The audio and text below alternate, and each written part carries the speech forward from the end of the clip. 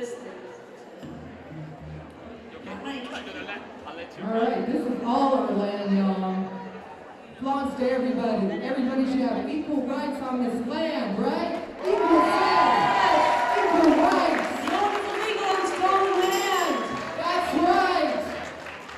This next tune is an updated version of the Arlo Guthrie to this land. See if you recognize it.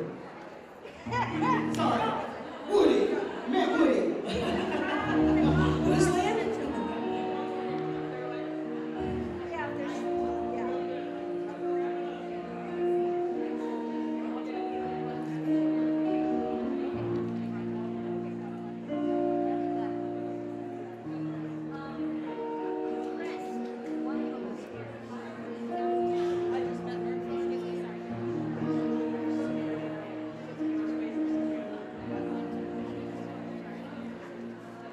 This land is your land.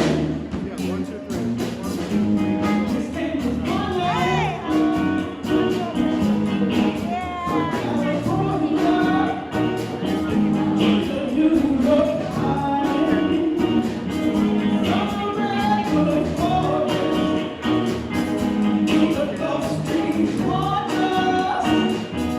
I love this land for you and me.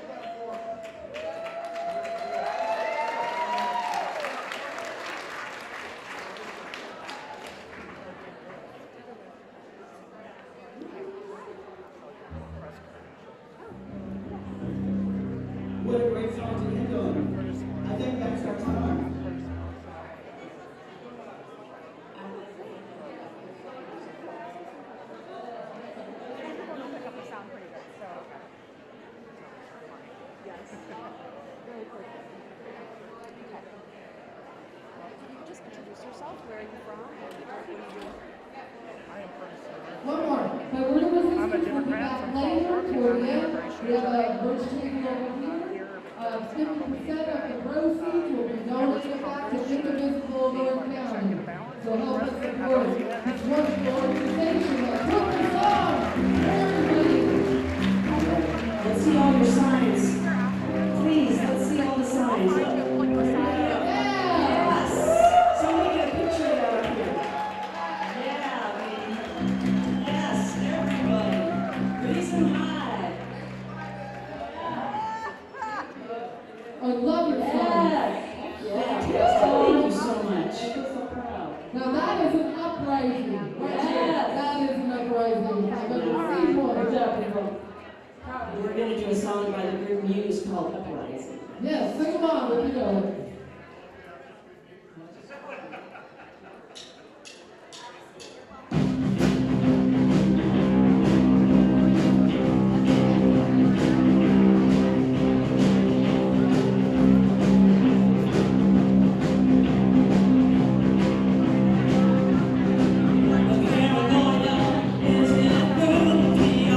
Transmissions will resume. Push the drugs, lead us all go now.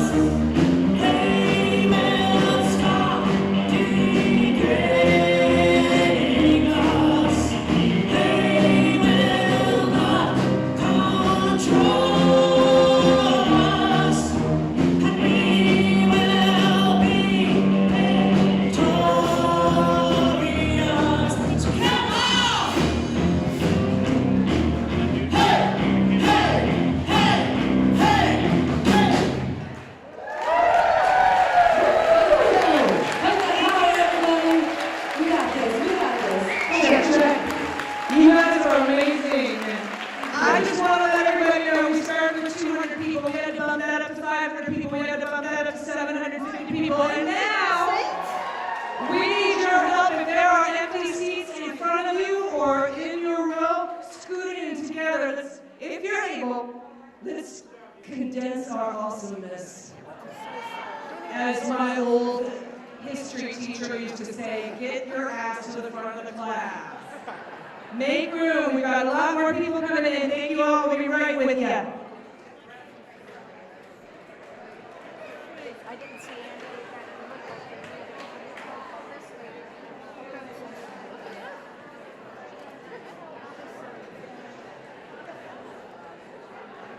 Hello, everybody. Can you hear me in the back? Hi, it's nice to see everybody. My name is Brina. I'm here from Indivisible, North County, San Diego. I recognize your little faces from your profile pictures. You look very nice today. Thank you for coming. I want to let you know that this entire event was funded by your generous donations. So please give everybody a round of applause. So many people were so generous, and I asked several times, and they kept going into their wallet and providing more money. So this was obviously very important to our community to get together. I want to let you know that this event was organized by a regional coalition of Indivisible leaders. Many of them are here in the room. They're wearing badges that say leader on them. Thank you to all the leaders. We've got folks from Ramona, Julian, Temecula, Fallbrook. We've got people from the 49th District. And I want to let you guys know a little bit. Hopefully there's some people in here who don't know about Indivisible, and I want to let you know why it is that we are Indivisible and kind of a little bit of the background. So Indivisible started in 2017 during the first Trump administration, and it started as a viral Google Doc. It was written by two former congressional staffers that worked during the Obama era, and they took the tactics of the Tea Party movement, and they figured out a way that we could use those tactics ourselves. So it all is a national movement, but it comes down to a granular level on the local level, and that's where we come in. So our focus here is Darrell Issa, as you know, and the reason why is because Darrell Issa is the last Republican congressman in San Diego. You can clap for that.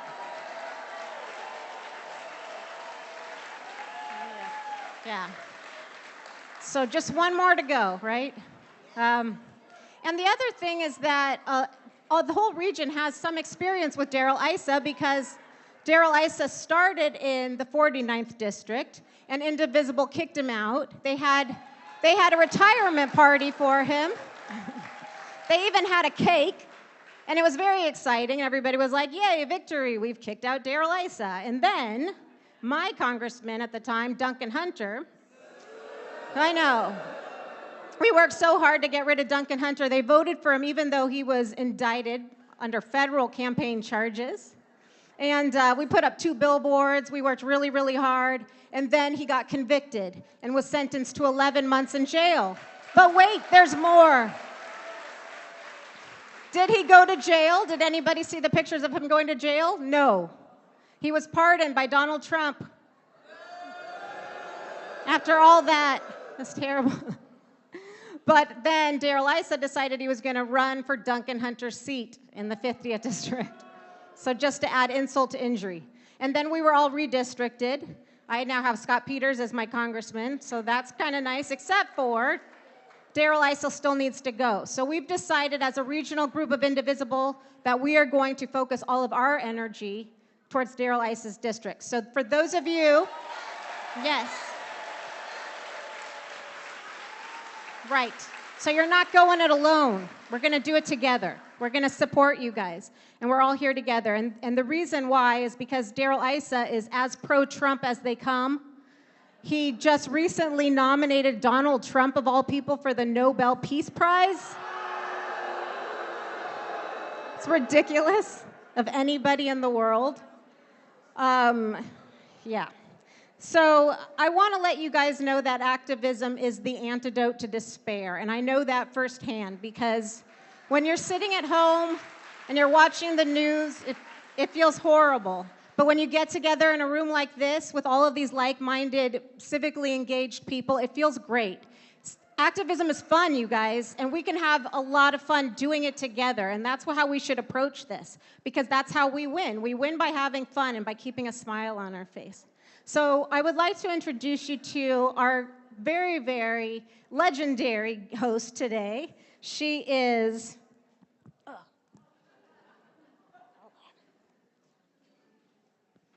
Dr. Allison Gill. She's a Navy veteran. She's a former Veterans Association employee. She is the Webby Award-winning host of Mueller, She Wrote podcast, which I'm sure you guys have been following for years. She started her own media company called MSW, where she hosts the most fantastic resistance-based podcasts. And she is currently the host of the popular The Daily Beans podcast, which I'm sure you all listen to. So without any further ado, I'd like to introduce Dr. Allison Gill.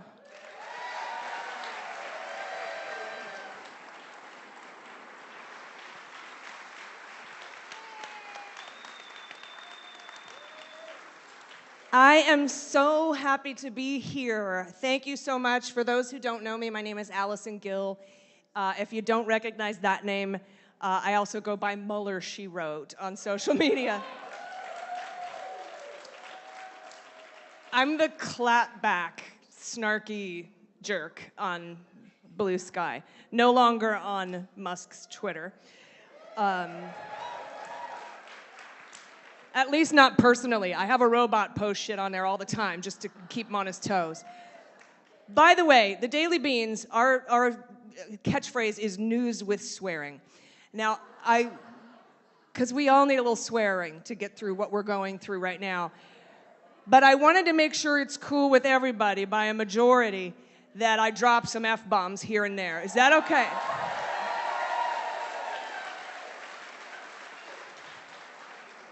I just want to make sure because, I'm one of those childless cat ladies. So I've never had to watch my mouth. And I was in the Navy, so, come on. Way back in the 1900s. But I did have a goddaughter, and when she was growing up, I would always try to abbreviate my swear words. But I would abbreviate the wrong words. So she'd be like, oh man, the zoo is closed. And I'd be like, WT fuck.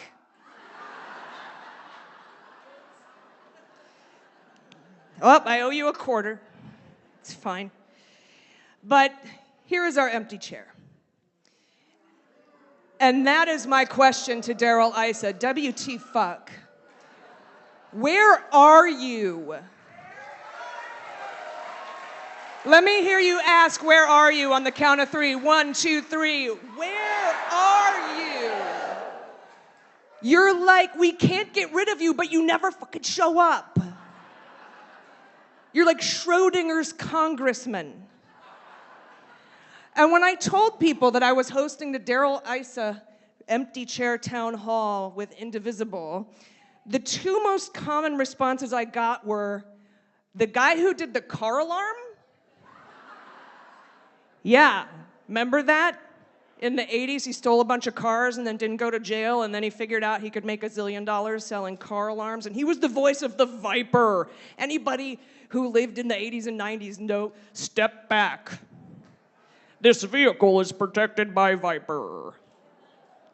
Yeah, well, you know what, Daryl Issa? Step back. My freedom is protected by the Constitution.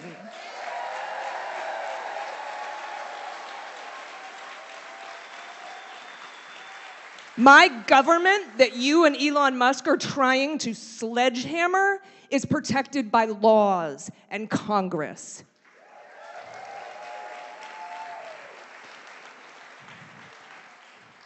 And the second most common question was, that guy's still in Congress?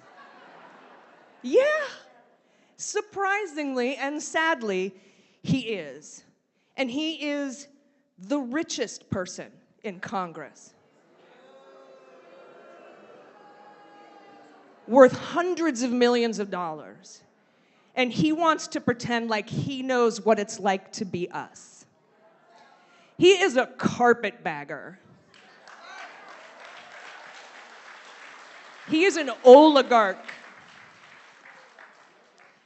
And when you're on Team Millionaire, with Elon Musk and Jeff Bezos and Donald Trump. I don't want to hear about you know what it's like to be us.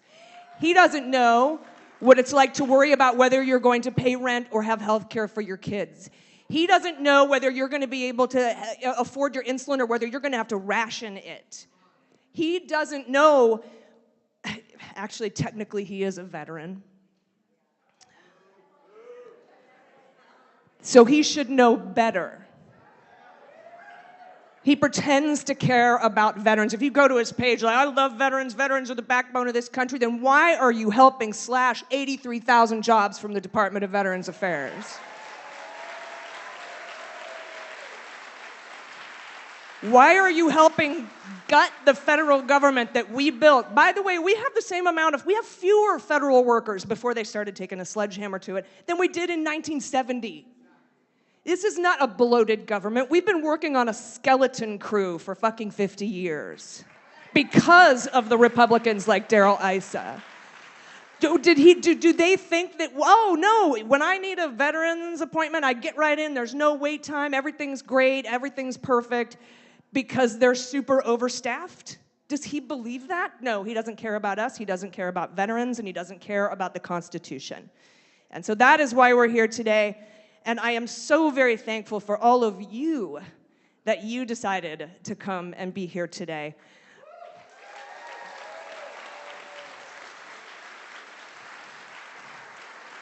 Because we've been playing whack-a-mole with this motherfucker for a while. And he's in his last little corner, and it's time to stomp him out.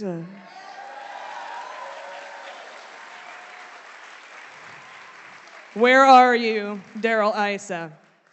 Not here. He doesn't care about us. So I'm very honored today to introduce our panelists. First up, please welcome Danny Jackson.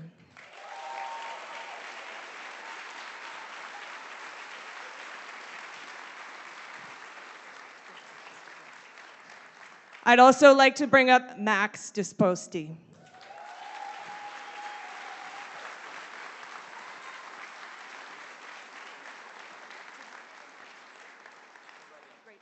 Next up, Cipriano Vargas. Please welcome Cipriano Vargas.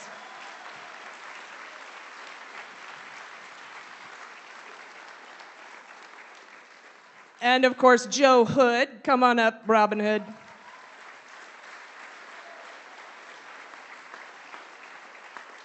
And Deputy Mayor Consuelo Martinez. Please let's hear it for Consuelo.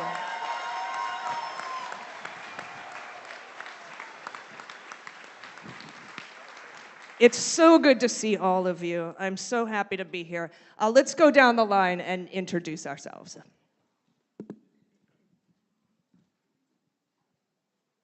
there. Is it on? Is it on? Poke that button until it turns green.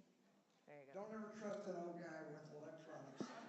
Hey, good afternoon, California 48.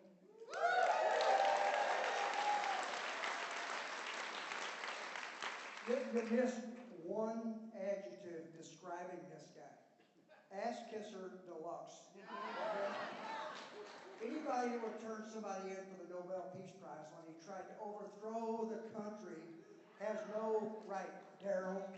Anyway, I'm a veteran.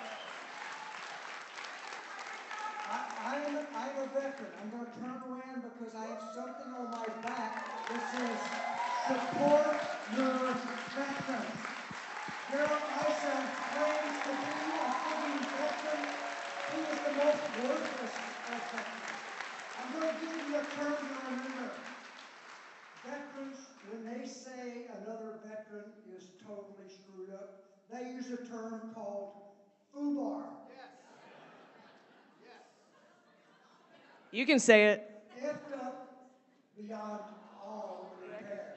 So when you see Darrell next time on the street, call him FUBAR. Okay? Anyway, I just think of a time the guy has issued no legislation in support of veterans. He just likes to claim he's a veteran, he supports veterans. He probably couldn't tell you how many veterans there are in San Diego County.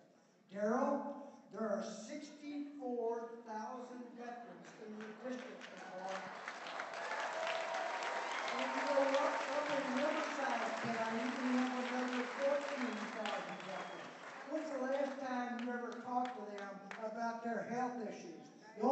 going to talk about the aspiring people in the VA. 80,000 people are going to get the pink slip in June. I'm going to tell you, as a person who depends on veterans' health care, those folks need to be supported. You call Daryl, you tell him, he's working, pick up the phone, call him, okay? Now, last thing before I pass the phone along, I was on the street this morning with probably 300 or 400 letter carriers. You know what? The felon in the White House has turned on his Nazi lapdog to go into the Postal Service and start talking about privatizing. If you, another issue of screwing up your mail. The letter carriers gave me this t-shirt, and I want you to remember our marching orders going out of here. Don't take anything for granted. Every day we got to fight like hell. I thank all of you for being here today. Support the veterans. Get this guy out of office. Well, that was a lot. Thank you. Okay, my name is... Yeah, right, and we're done. Bye, everybody. That was good. I can't even follow that. I can't follow that, but my name is Max Disposi. I'm the founder and executive director of the North County LGBTQ Resource Center. Thank you. Thank you. We do need the love right now. And we are an agency that provides services, that directs services throughout North Santiago County, but also we do a lot of advocacy. Because when they come for us, they come for all of you. And so LGBT people, queer people, whatever you want to call them, are your neighbors, are your brothers and sisters, are your siblings, are your parents, are your kids. And don't make the mistake that when they come for us, they come for our body autonomy. When they come for trans people, they come for your right to abortion and access to health care. When they come for our military, right now, our trans active service members are about to be kicked out in 2 weeks just for being who they are. So ISA, which kind of grossed me out, it's so close. I was about to say it's like an STD. Is there, but it's not there. I was going to say it was the herpes of North County. ISA, that pride himself to be pro-military, we need to unmask the lie and tell you've never been there for all of us. You never care about the veterans, the military, especially if they are LGBT people. You always fought against our equal rights, and that's why LGBT people are here in the front line, literally, folks, protecting our own lives because of the attacks. Executive order after executive order have been definitely unbearable. But one thing I can say is that when you are rent-free into their brains, because they have to write executive orders just to try to undo your own existence, yes, it's harmful, but also powerful for us. We will not stop here. We're looking to the after. And so this is the beginning and not the end. So thank you so much. Thanks for being here.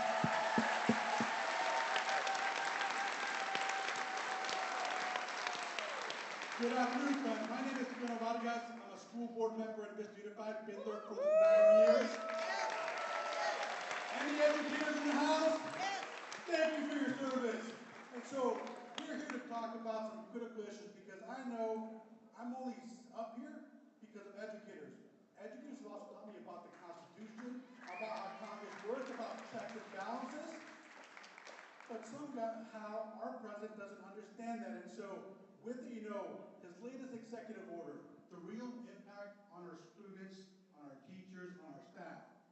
Our teachers are not millers. They're not making hundreds and millions of dollars teaching our youth. They do it because they care. They do it because they love and support public education, and the children are our future. So shame on Donald for trying to cut the Department of Education.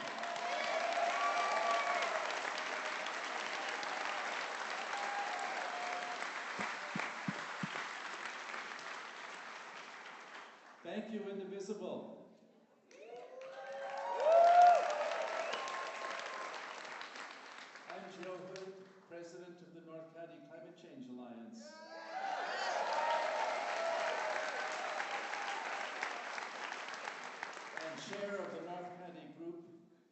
executive committee of the Sierra Club.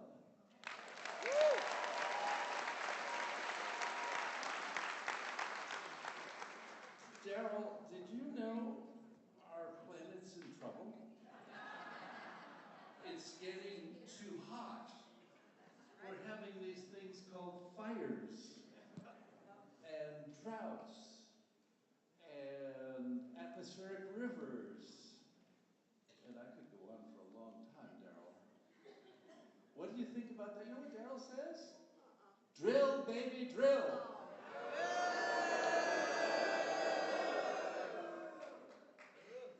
You know, this week, China announced a brand new series of amazing electric vehicles. I know.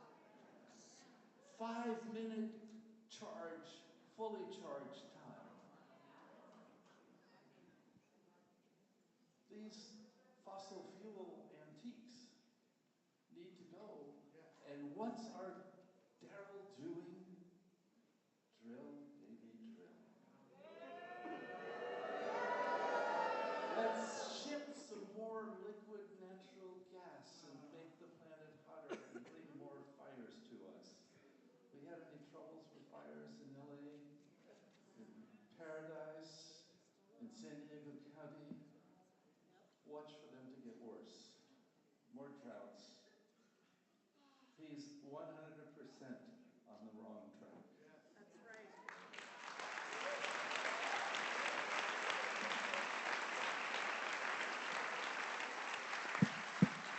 Good afternoon, everyone. I am Deputy Mayor Consuelo Martinez. Welcome to my beautiful hometown of Indivisible. Buenas tardes, soy la vicealcaldesa de la ciudad de Escondido. Bienvenidos. Hola. I am a proud daughter of Mexican immigrant parents. That's right. No human being is legal. Soy hija orgullosamente de padres mexicanos inmigrantes.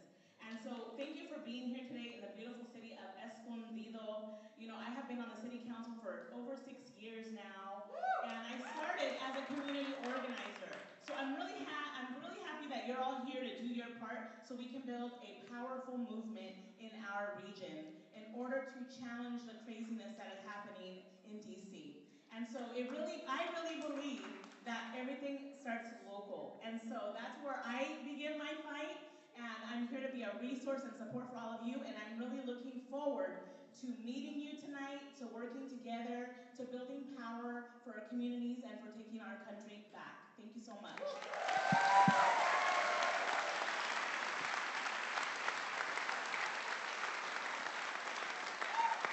Oh, wait.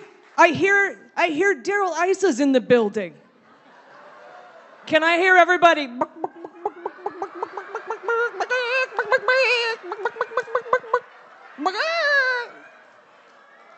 Here he comes.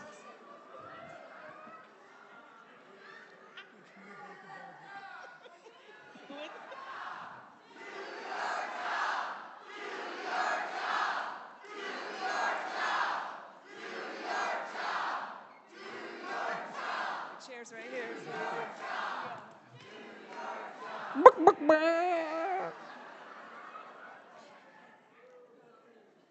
And that's how you know they're afraid of us, because they have canceled their town halls. They don't want to face us because they can't relate to us. And we know what they're doing. All right, so what we're going to do is we're going to start the questions portion here. And while we have our amazing folks from the audience ask questions, I would like to have the organizers pass the hat. We're going to do this not like church. Don't worry about it. We don't have to sit, stand, kneel a bunch. Catholic school, 12 years. Who's in the house?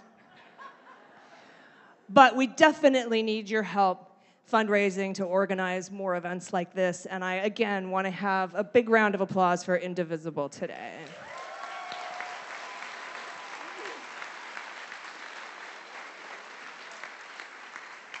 Everybody, we can all have a seat, and we're going to bring up our first two people with questions, Randall Mills and Randy James.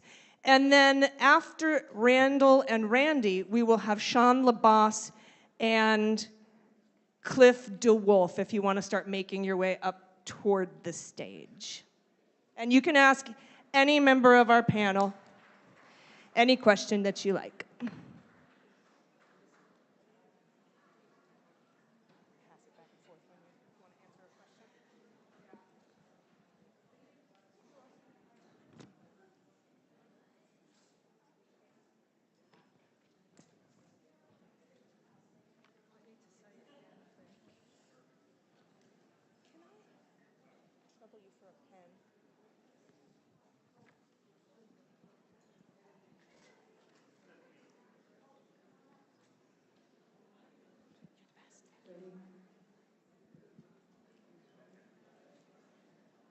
My name is Randall, and I'm one of Daryl's constituents in El Cajon, and my question is regarding the actions of Elon Musk and Doge.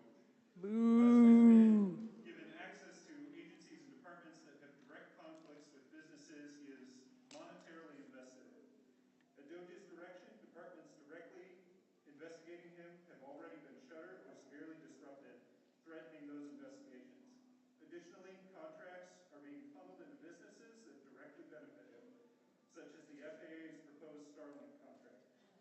My question for Congressman Issa is, how can you justify a private citizen with such obvious conflicts of interest who was not elected nor appointed with the consent of the Senate being given free rein in the federal government with no oversight?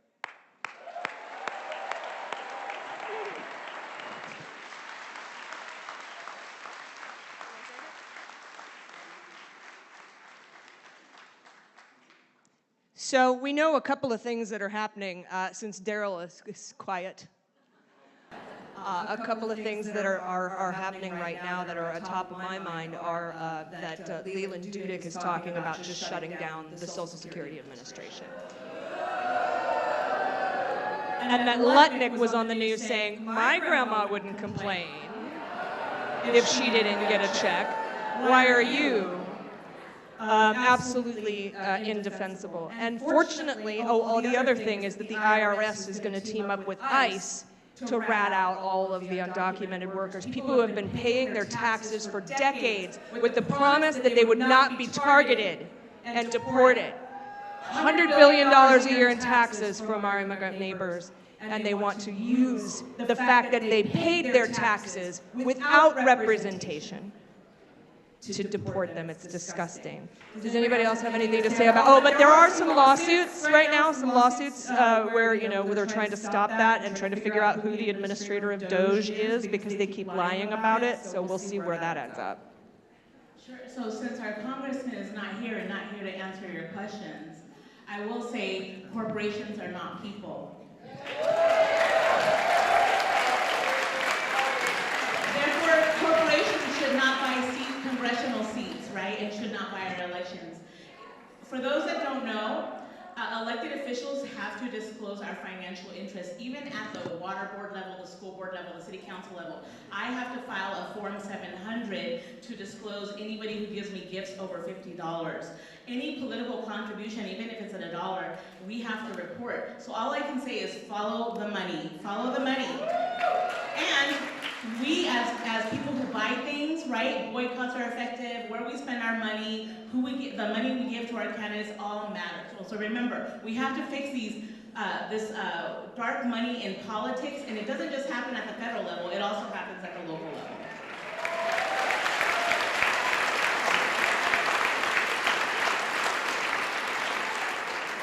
Thank you, Randall. Our next question is a foreign relations question from Randy James.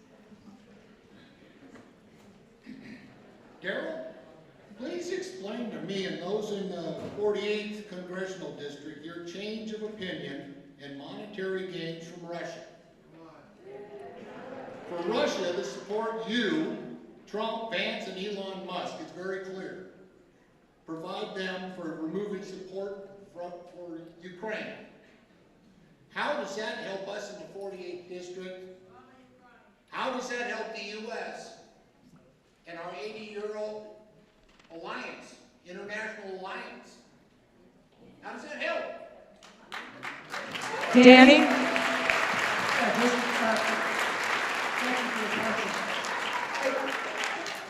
Quick comment about the whole issue about the military support. Our history as a country has been built on the amount of support we get from our allies. I met a young man out in the audience from Canada. You know, I was glad to see him here tonight.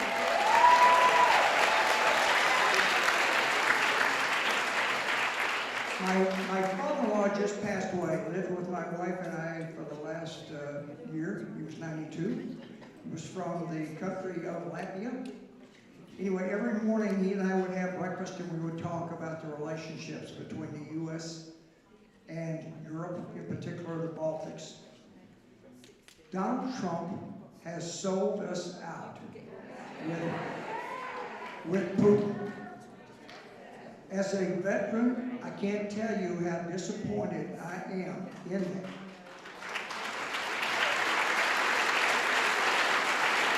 One of my biggest concerns right now is Donald Trump, at one time in administration number 1, he tried to get General Milley to turn American troops onto protesters.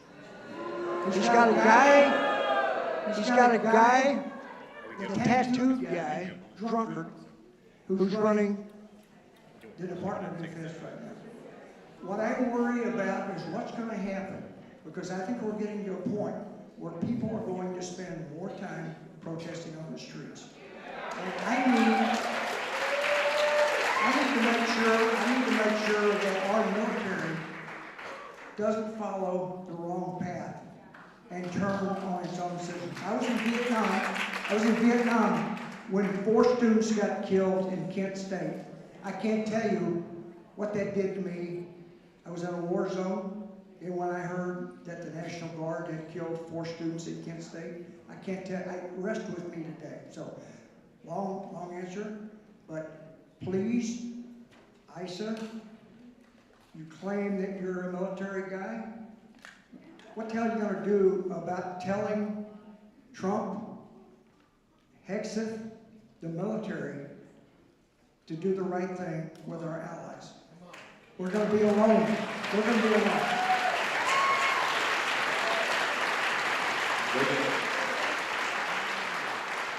Yeah, oh, and by the way, Daryl, Putin invaded Ukraine. Can you say that?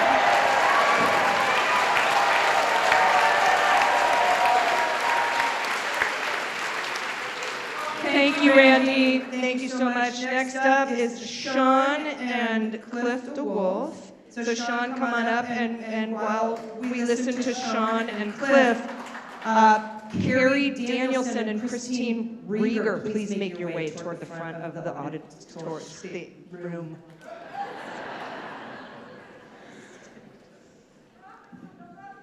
My name is Shanli Bas, and I am in 5th grade at Casa de Oro Elementary in Trinidad.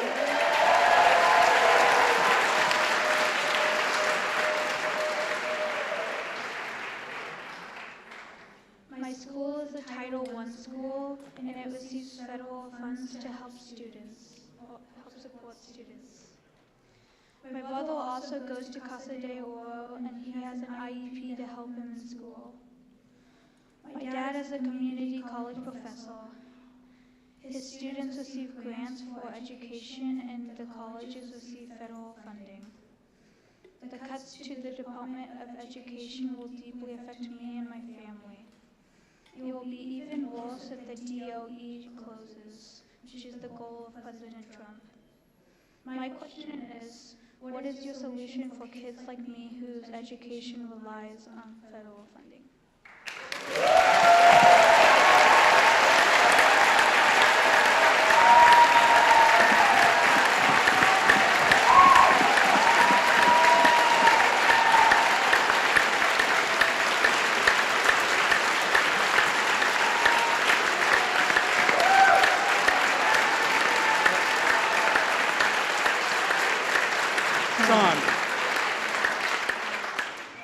Let me just start out by saying thank you for being a participant of our democracy.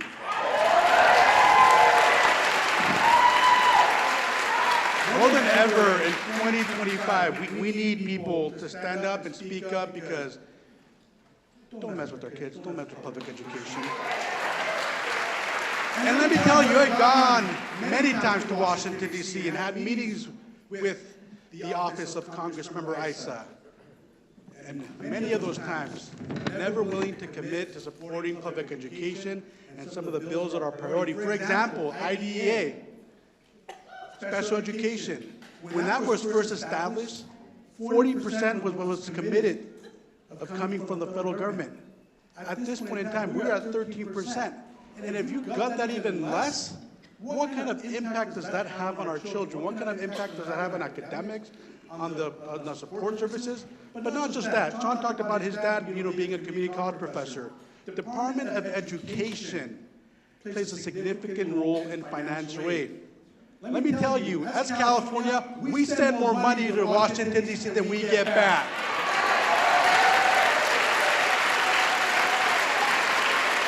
And so, Daryl Issa, how are you going to fight to make sure that we fully fund public education, that we support our children, that we support our college professors, and making sure that every child has the potential to thrive? Because every child needs different needs, special education, English language learners. Taking it away from our most vulnerable, shame on you.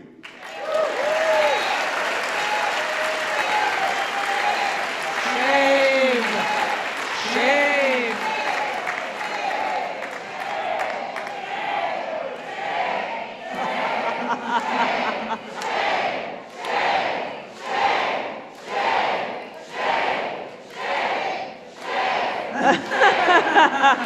Boo. You guys are amazing. Next up, we have Cliff DeWolf with a question about veterans. I'm a 20-year military veteran.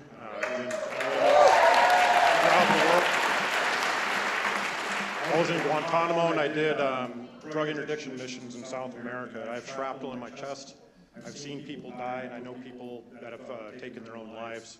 So my question to you is, what steps are being taken to ensure that veterans that suffer from PTSD like myself are receiving the care we require now that thousands of Veterans Administration healthcare workers have been terminated? But I want to follow that up with, I recently lost my counselor that I had, and it's been taking me over 2 months to get a new one. So I want to know what's going to be done about that.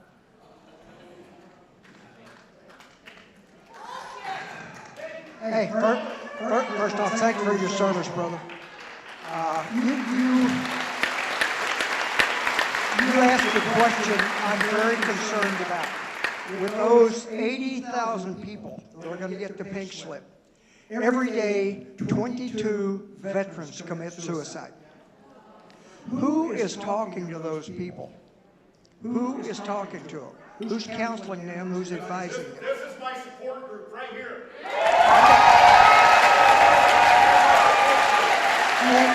Thank God for your network. Yeah, I went through the issue of filing disability claims myself. I'm an Agent Orange person. Issa, a couple of years ago, you voted no to the PACT Act. You denied access to health care for people who had been exposed to toxic chemicals, toxic substances in the Middle East. Me, I was a Vietnam vet, subject to Agent Orange. So that one concerns me a lot. I'm just going to say to all of you, whether you're a veteran or a non-veteran, please reach out to as many people as you can about supporting our veterans. They need all the assistance they can get. I'd be glad to chat with you afterwards. I'd be glad to chat with you afterwards because I want to talk with you about sometimes the failure to get help. Veterans need to talk with veterans, and so I'd be interested in helping you as much as I can and give you some feedback. Give you some feedbacks about taking you through the system. Okay? Thank you, son. I appreciate your service. Cliff, Cliff, thank you for your service. Danny, thank you for your service. Thank you all. I lost my dad to exposure to Agent Orange in 1990, a year before Congress passed the Agent Orange Act. He was 46 years old. High blood pressure, heart disease. He had a bypass, diabetes, and eventually pancreatic cancer due to that exposure. So for you, Daryl, to vote no on toxic chemical exposure help for veterans, I myself am a 100% disabled veteran due to severe PTSD from military sexual trauma. They want to take my benefits away because they don't think military sexual trauma counts. And so this firing of 83,000 people from the VA is gutting the Veterans Crisis Line. It's gutting telemental health. And people are not going to be able to have access. So Cliff, you're exactly right. We all need to come together as a community and support one another until we can vote these people out.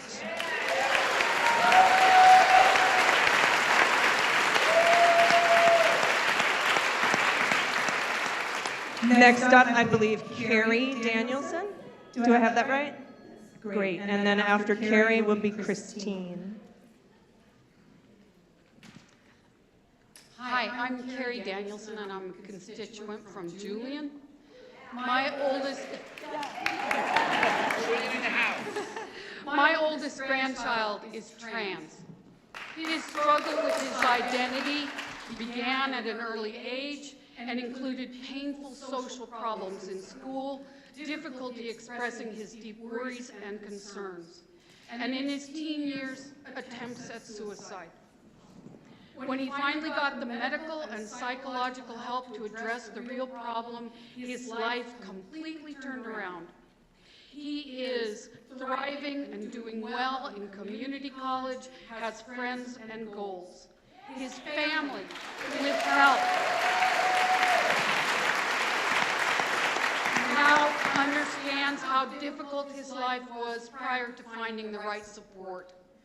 Does Congressman Issa, do you support my grandsons and others like him, their right to the medical and psychological support that saved his life in his teen years?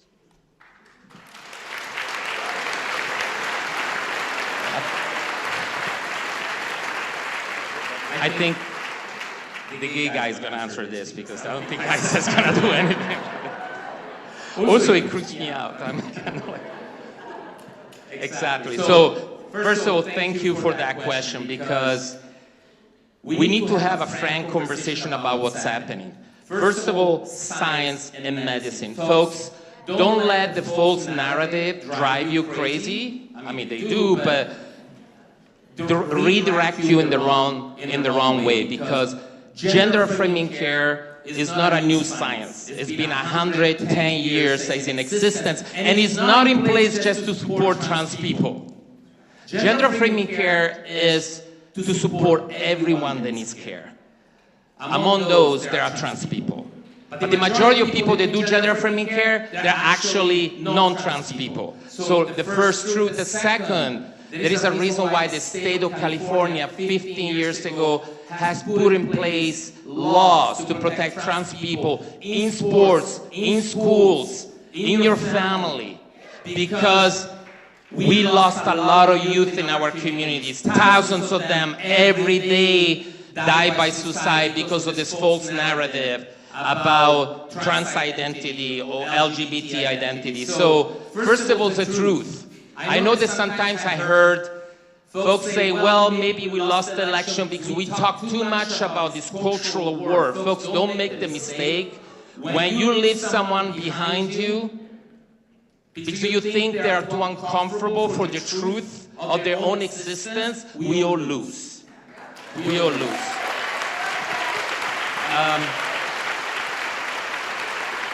We have witnessed the war in education, the banning of the books, folks.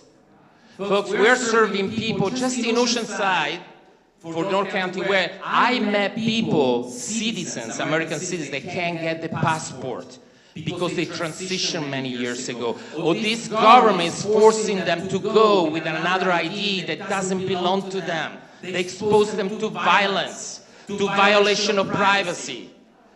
Your Jim Desmond, well, it's not yours, but you know what I mean, is crusading and using trans people to win the next election.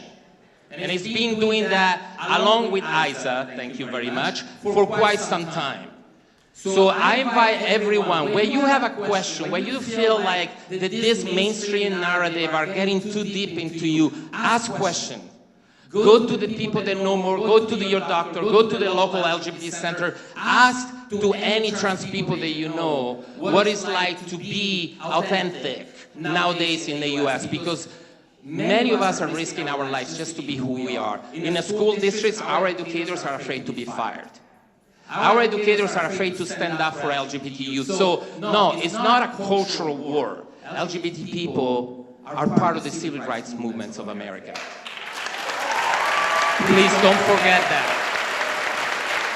We were with Martin Luther King and Bayard Rustin.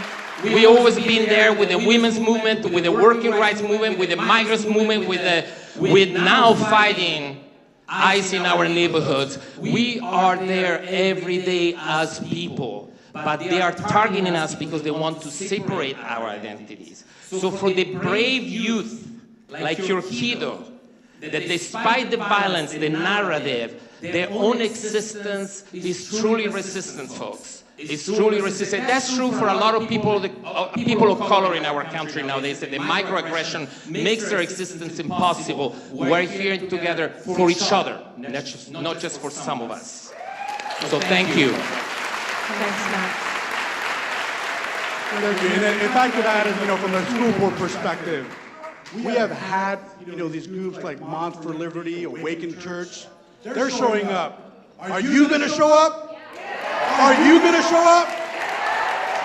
And let me tell you, in addition to showing up, I need some of you to run for office. I need you to be that voice of reason. I need you to be that voice that's going to speak in support of LGBTQ, that's going to provide those services, that's going to vote on a budget that reflects our values and that reflects the needs of our children. As we see, state of California, we have our own challenges with the economy, but these school districts control million-dollar budgets, from transportation to the mental health services. And we saw in the pandemic, both Democrats and Republicans approved more funding than ever before for public education to support the mental health needs of our children. That's making a difference now, and it's making a difference in significant ways. We need more of the funding to reach our children, but we also need the advocates. So this is a call to all of you. If there's an open position, if you're interested in running for school board, talk to me, because we need your voice at the table.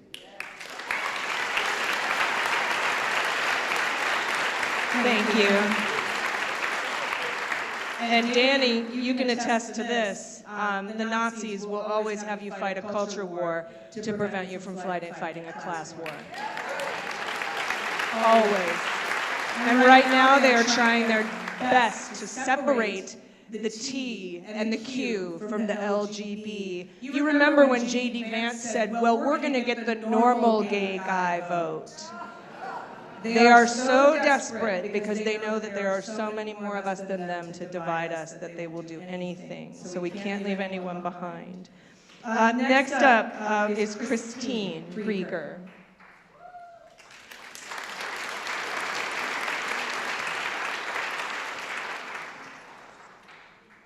My name's Christine. I provide mental health services to the constituents in your district. My question for Daryl Issa is, what are you going to do to protect services in your district when you voted for a bill that will force cuts to Medicaid?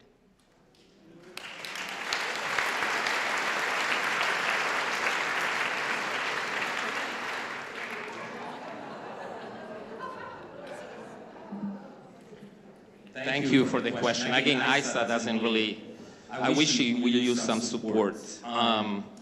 I think that what's happening, I was also appointed at the Board of Behavioral Science for 7 years.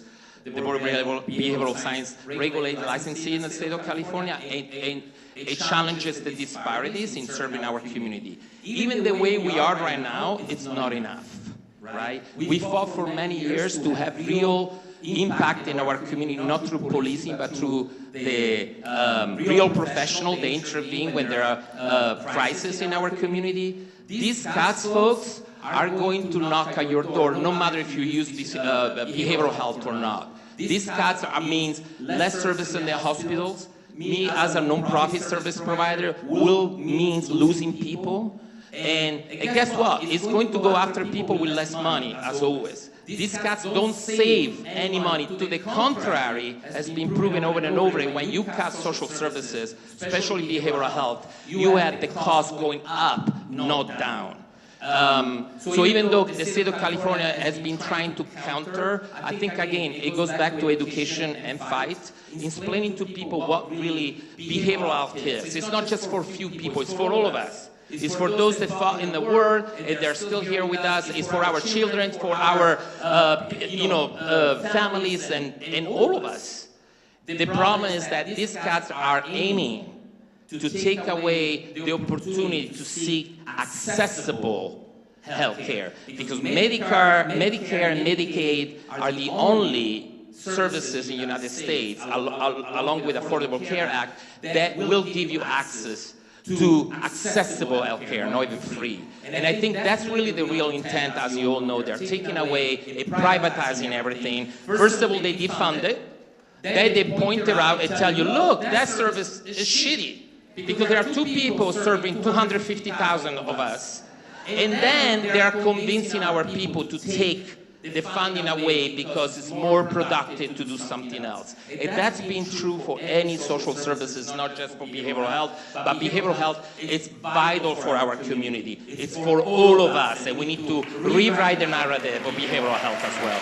So thank you. Daryl Issa, what do you have to say?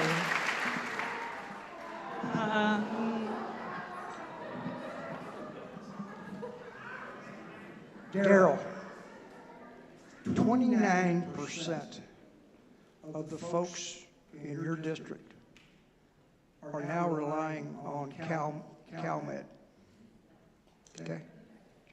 So all the scuttlebutt that's coming out from Congress right now, whether it's the continuing resolution over budget, they want to cut Medicaid.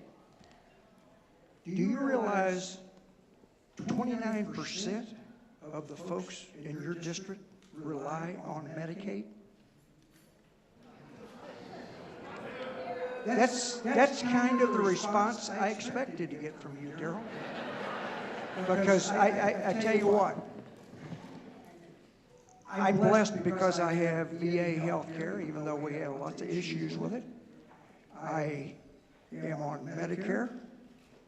I also, when I retired, I got a pretty good health insurance. But I tell you what, that 29% of those people out there, day to day, they wonder, how am I going to make sure that my kids are taken care of, their health's taken care of? So I'm just going to say to you, get a set. You know what I mean, Daryl? Get a set and take care of your damn constituents, man. Wonderful.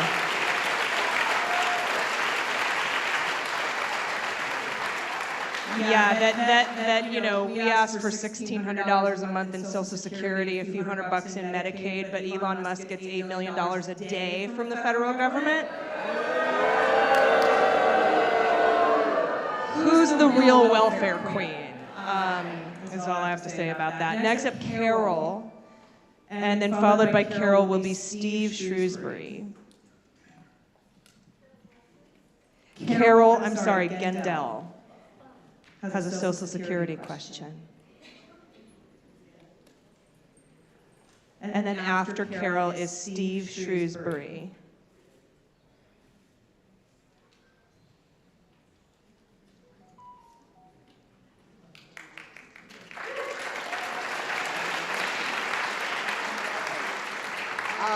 Daryl, do you support the proposed requirements for new Social Security recipients to go into a physical SSI office to prove their identity, even as many offices are being shut down, thousands of employees fired, and access by phone restricted? If not, what are you going to do to stop those actions?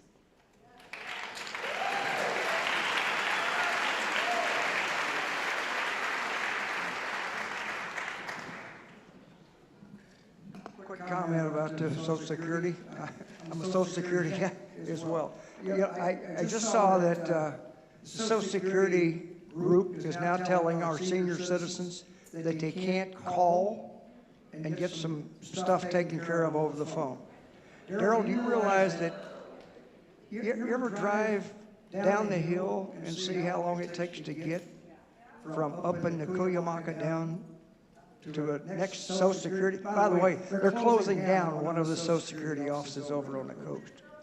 So what are you guys going to do about your senior citizens that need some more assistance? You're cutting staff. You're overwhelming the staff that you got now.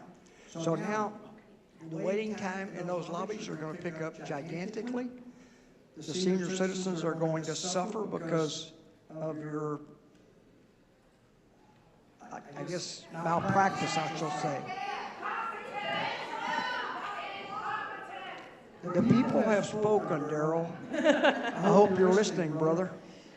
He couldn't even bother to show up. Can I just add, I think also, again, going back to the narrative, for many years they let us believe that Social Security is not working anymore, which is, we all understand that we need more than what we put into it, but it's also true that they've been borrowing against Social Security for many, many years. Their banks included. They have been going, and governments of any kind, folks, have been going into the pockets of Social Security, borrowing against us. And now they're letting us believe that we're insolvent. Social Security is not insolvent. Do we need to, the rich people need to contribute more to it. And so I think also, as we're fighting the chicken ISA here, we need to say the truth about not going back. We want more from what we had before. This is actually an opportunity for us to ask for more, because Social Security is ours. We shouldn't let our youth believe that it's not worth it, so they have to invest in 401k. Social Security has been the social services that has thrived and has helped millions of people not to fall in poverty. So we need to really be vocal about that. Our elected officials need to fight for Social Security to make it even better, because we can do better things. But we don't want it to be privatized.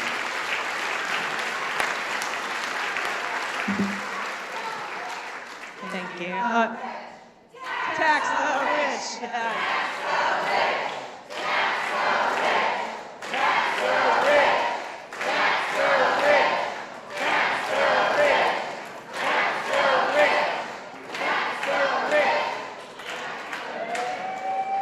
Thank you. I love you guys. I love you. That was Carol, right? And then Steve is next. Steve Shrewsbury. Here you come.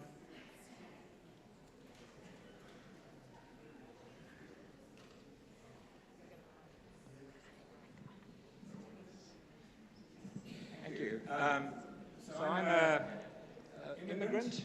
I'm also a physician scientist. I had a whole list of questions, and another 10 at least over the last couple of days. But the question that I've been asked to pose to you, Daryl, is, do you support the indiscriminate apprehension of undocumented migrant workers who keep Californian agriculture? They make up...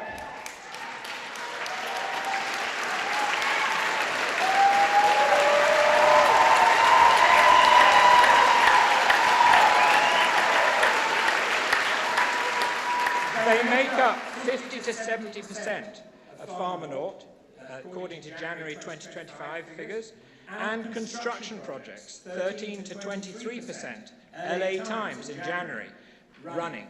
Where do you propose these workers are shipped to, and who will replace them in keeping Southern California agriculture and construction running?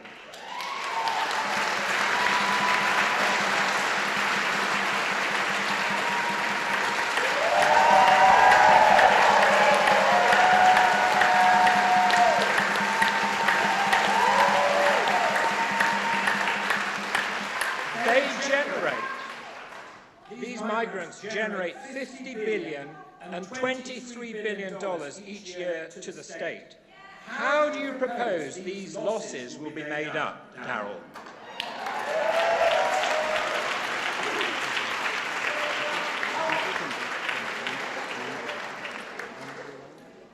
So, for years, allies and myself included, it's probably been 15 or more years, when Congressman Issa represented Vista, he wouldn't meet with his constituents. So for years, many of us have tried to get comprehensive immigration reform, and Darrell Issa has never supported that. In fact, you all have heard of dreamers, right? Young children who came here without any, choice of their own, but grew up here. Some of them as, 3 months old. They've gone through high school here. This is the only life that they know, right? They're dreamers. They have DACA. And Darrell Issa has not supported DACA or dreamers. In fact, how can you not support dreamers? Like, what's wrong with you? How can you not support dreamers? So this is a trend from Congressman Issa. It's also a trend that he doesn't meet with his constituents. Back like 15 years ago, I can remember when people had to go to his fundraisers in order to catch a glimpse of him. Because unless you give money and are a wealthy donor to his campaign, he won't meet with you. Okay? And that trend hasn't stopped him with now even being the congressman of this district. So shame on Issa. Shame on Issa. Shame. Shame. Shame. Shame. Shame. Shame. Shame. Shame. We are a nation of immigrants, folks. Never forget that. We are a nation of immigrants.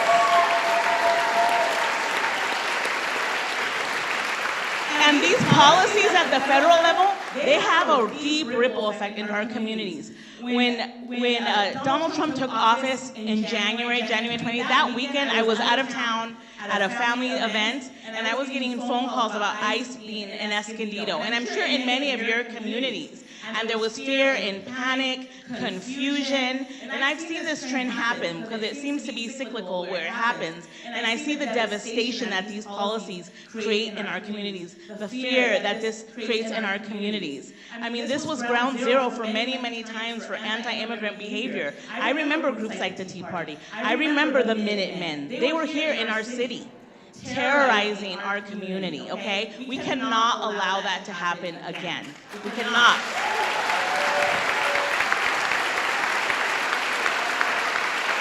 Not on our watch, not on our watch. And you know what has been the beautiful resistance?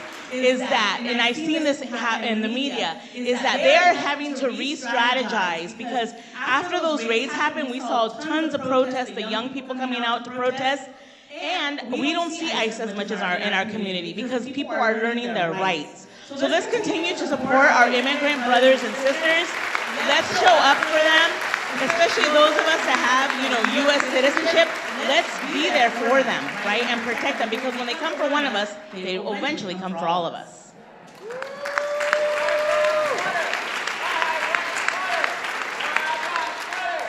We can also look at what happened a couple months ago in Bakersfield when, ICE was present in the community and, they got a couple of the migrant workers.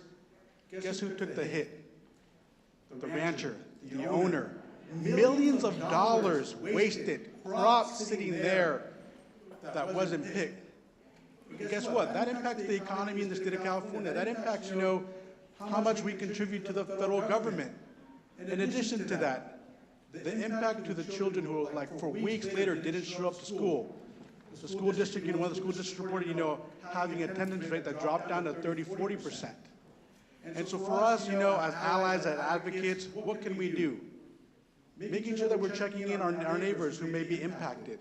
Making sure that, if you're able to, and you know the Know Your Rights webinars coming up, share it on your social media. Making sure that we support organizations like the ACLU, like Universidad Popular, that are doing incredible work in our community. In addition to that, making sure that, when these do happen, checking in with community members, because I've gotten the calls, people are afraid to go out. Well, can I take you water? Can I take you food? What do you need? What's impacting you? And how can we be better neighbors? Because as Consuelo said, we are a nation of immigrants that live in our community, and many of those folks are working day in, day and night to provide a better life for not just themselves, but for their families.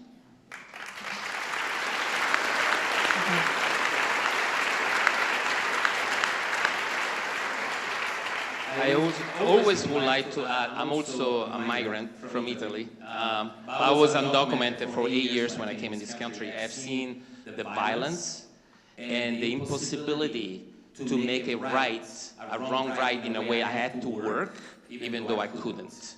Right? So this system is not designed to welcome migrants. We have to tell, when people say come the legal way, please folks, don't fall for it. There are not or fewer legal ways to come to the US, and this administration is shutting them down, like DACA and other visas. So we need, when you do that, people are forced to come across in different ways to survive and to support their families. So we need to also be able to counter this false narrative. It is not true the criminals are coming through. It is not true that migrants are illegal. No one is illegal. I know we say that, but when you hear that in the conversation, we allowed that to go too far for many years. The language matters. The moment that you're demonizing a community, a farmer's community, a working community, even those that are seeking work, because it's not just those that want to produce value that are here. Value is measured in so many different ways, and it's not just economy. It's human participation, it's culture, it's understanding, it's America, like Consuelo says. So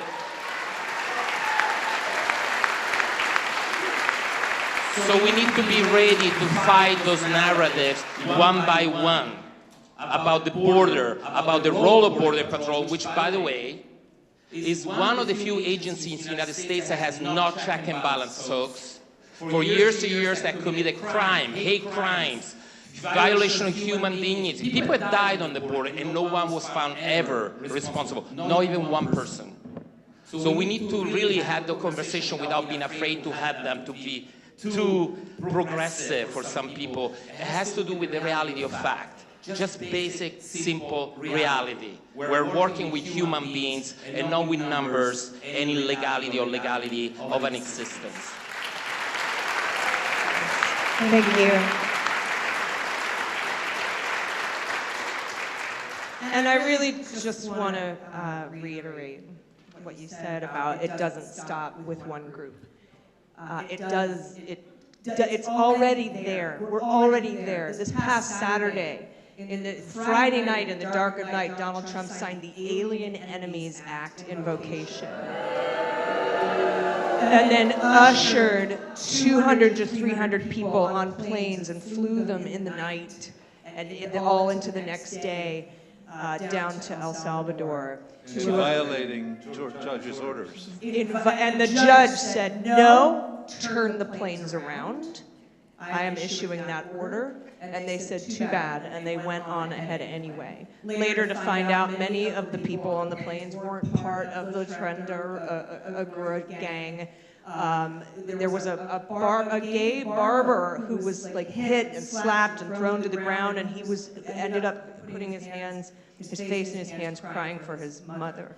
And now we are seeing a German who couldn't return from a vacation in Germany, a green card holder, because he doesn't like Donald Trump, or because he supports a free Palestine, or whatever. It's going to start to include, he's going to probably call Antifa a domestic terrorist organization and use that to deport anyone who doesn't like his policies to CCOT in El Salvador. It doesn't end with our migrant friends and neighbors. And unless you are indigenous or brought here under no power of your own, we are all immigrants in this country. So, thank you for your question.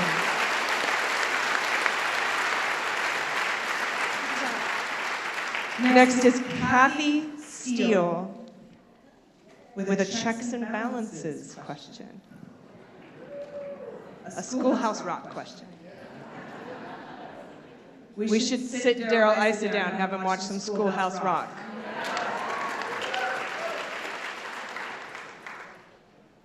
Is Kathy Steele here? Here she comes. And then coming up after Kathy are Gladys Delgadillo and Marla McGuire, if you want to start to make your way to the front of the room. We have some open seats right here where you can wait to take the microphone.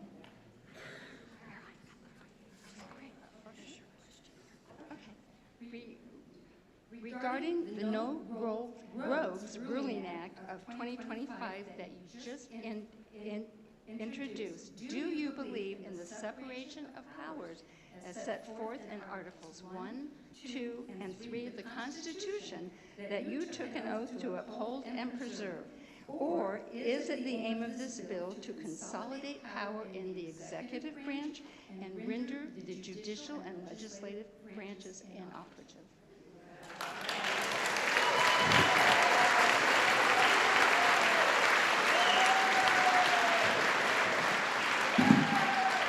That's easy. That's easy. We want to make Cheeto king.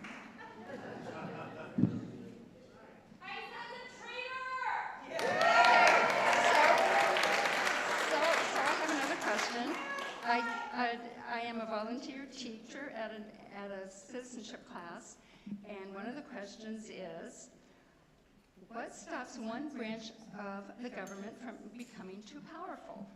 The answer is checks and balances. Yes, the Constitution. Yes. What do I tell my students when we literally see one branch becoming too powerful?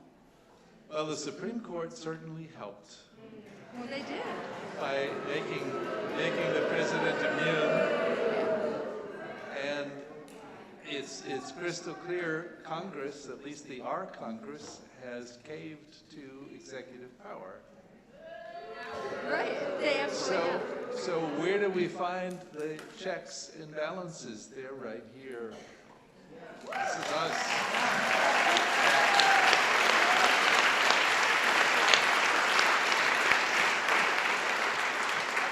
Yeah, the most powerful check on the executive is us. No one thing can save us. There's no magic bullet. And for Chief Justice Roberts to come out and say, you shouldn't be talking about impeaching judges for decisions you don't like. You know what I call that? Oh, I never thought the leopards would eat my judiciary. You handed him a crown, and now you're shocked when he's whacked you over the head with it. You imbecile. I award you 0 points, and may God have mercy on your soul.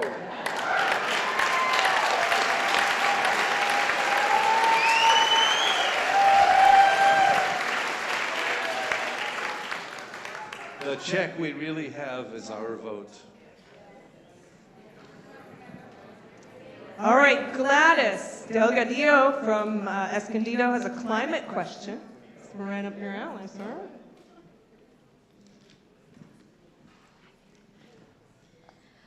The wildfires in LA were a scary reminder of evacuating from fires here in Escondido while I was growing up. Knowing that fossil fuels are the #1 cause of the climate emergency fueling these fires, why are you supporting continued fossil fuel expansion, putting our homes and our livelihoods at risk?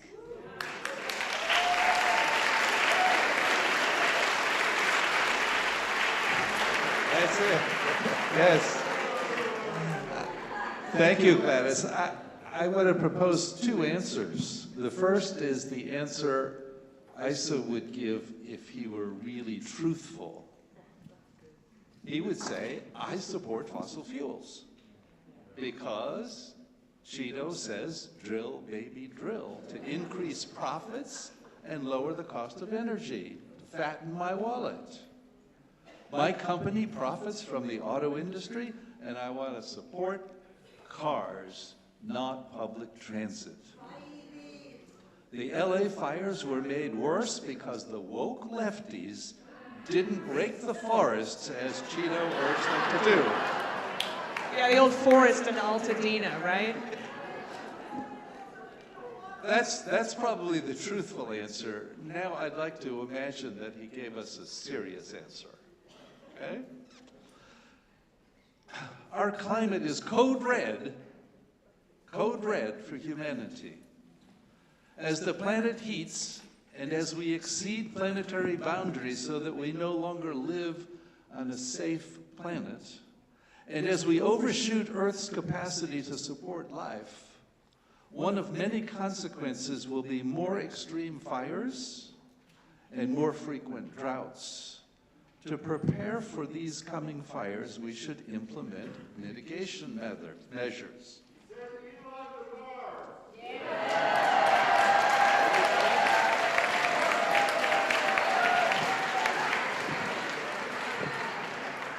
Mars is not probably far enough.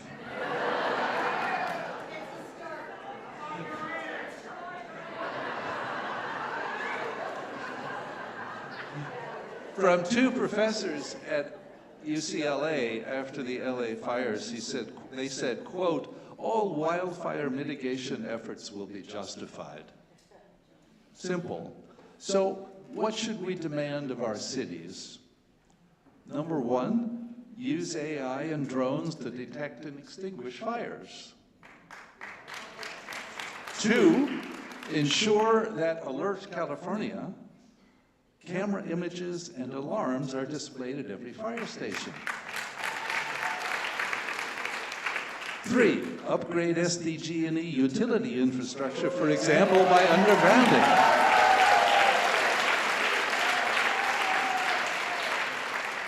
4, remove eucalyptus trees and replace them with oaks.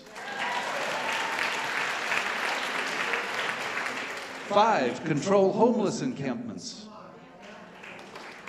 6, set careful lithium battery standards. 7, improve water resource management. For example, replace the dam at Lake Hodges. 8, strengthen our building codes. 9, subsidize home hardening, especially for buildings constructed before 2008. For example, install sprinklers. And 10, finally here, reject the Harvest Hills development. It would be a fire hazard and unsafe emergency exit routes would be implemented or required. There are many constructive steps that we can take. Are we ready to demand action? Or shall we risk repeating the tragedies of Paradise in LA and many others? I, Darrell Issa, will ask Congress to fund most of these measures throughout our district. And even throughout the nation. You can count on me. I think he's asleep. Do chickens sleep with their eyes open? I can't, yeah, okay, all right. Just don't look up at the eclipse. Thank you so much for that question. It's just so vitally important. And Congressman Issa, if you don't believe in climate change, my insurance company does.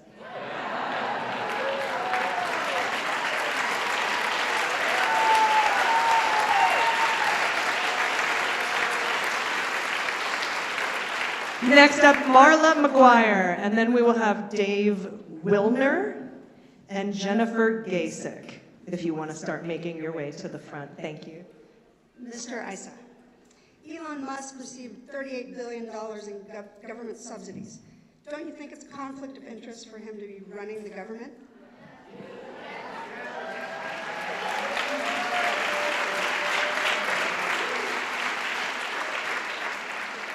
Shouldn't Doge cut some of his funding in the name of austerity?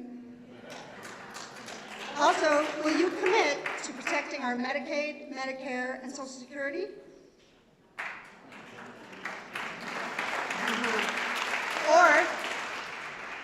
Or is your plan to destroy the middle class and your constituents and give the 1% a $4.5 trillion tax cut instead?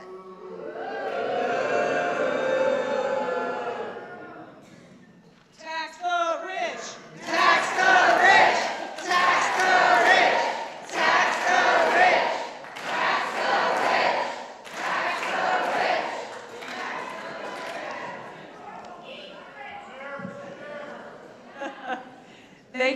much fun. All I can say is tax the rich. That's all I have on that one. It's just so unfair that now I've got some friends because they ended the income-driven repayment program for student loans. Their student loan payments are going from $500 a month to $2,500 a month. And meanwhile, they're getting tax breaks, paying no taxes, and we're, in addition to them paying no taxes, we're giving them corporate welfare. It's unheard of. But that's the point, right? Like you said, break it and privatize it. That's what they want to do with everything. Dave Wilner.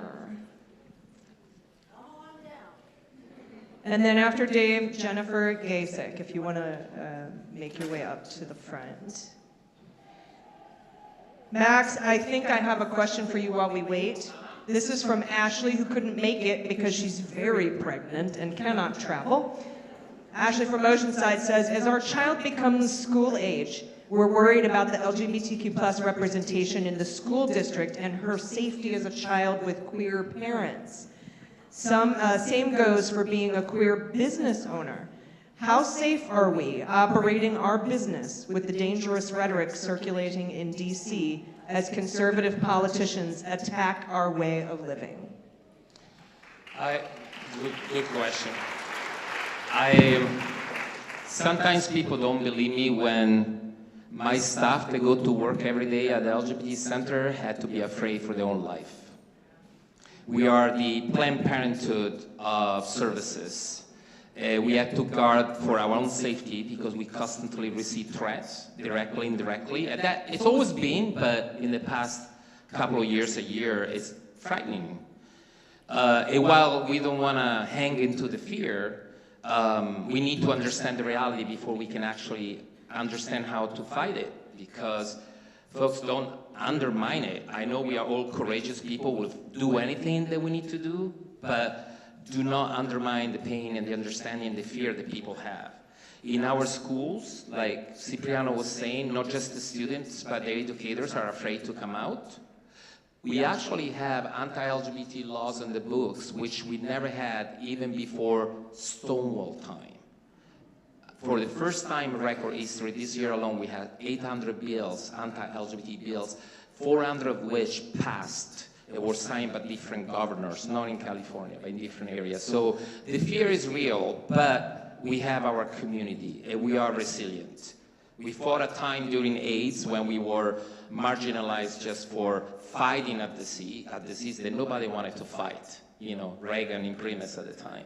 So I think we are resilient. We need to hang into the history of LGBT and human rights and civil rights, but also acknowledging the pain, the frightening time, and the fact that people are afraid. And when they are, hold them tight, be there for them, do not undermine their fear. But yes, it is real.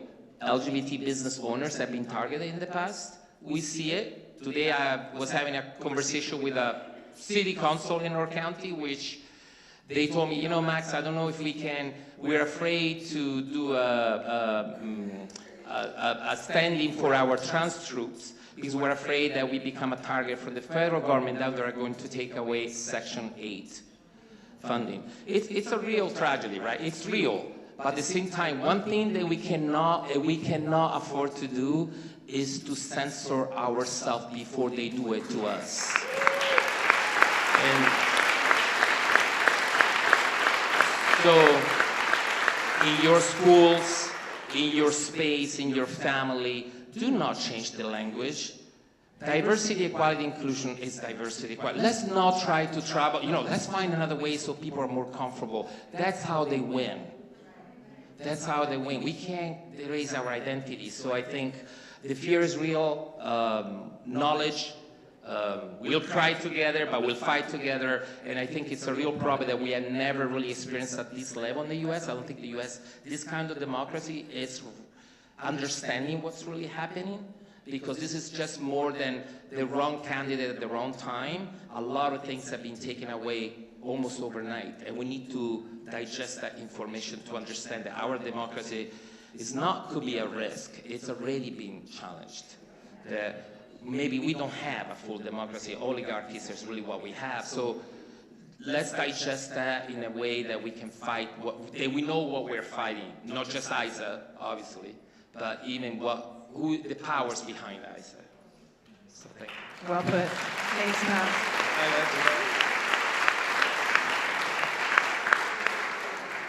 There's another really vital topic here that's related, and that is the demolishing of USAID. You know, Musk said no one's dying. And Nick Kristof in the New York Times and on TV has demonstrated clearly that that's a lie, right? So this diminishing people who are other is just utterly pervasive and must stop.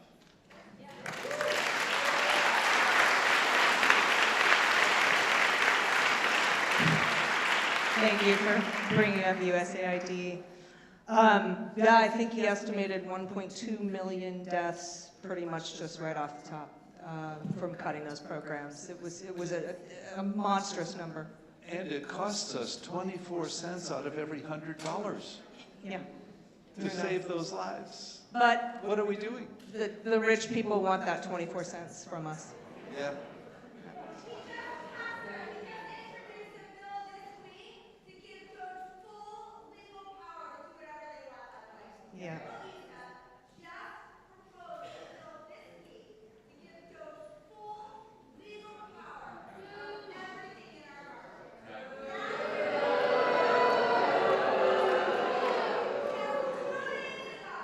Yeah.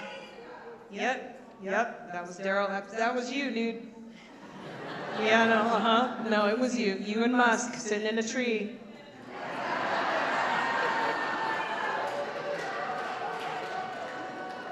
Is this Jennifer? Hi, Jennifer. Hello.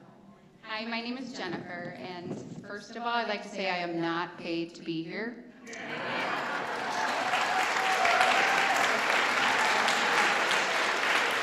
I am your constituent. I am also a disabled veteran that collects 100% disability. We are a proud union home. And I have 4 children, and 2 of which are autistic and in the public school system. As a special needs mom with kids receiving services in public school, what is going to happen to my children's education, and how will you ensure their protection?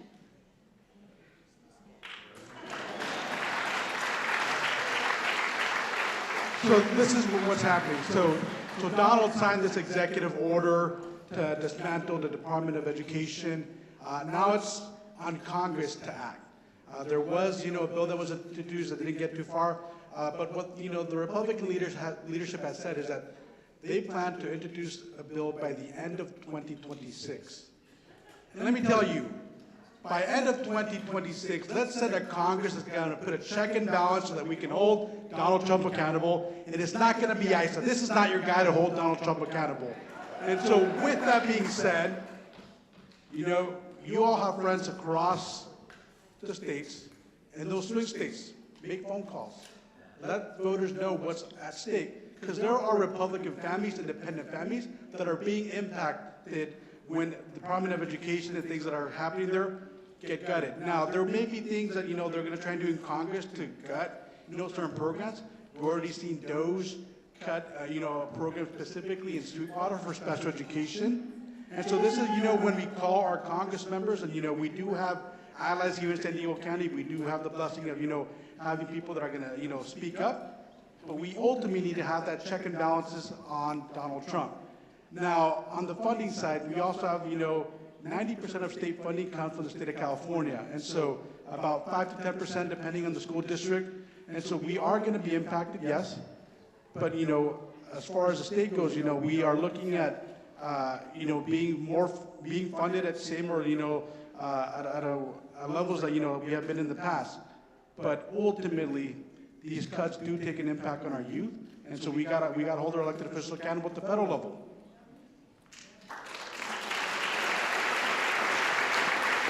So I have one quick last question, because I am under the understanding that our special education department in schools is being turned over to RFK Jr. Is that accurate?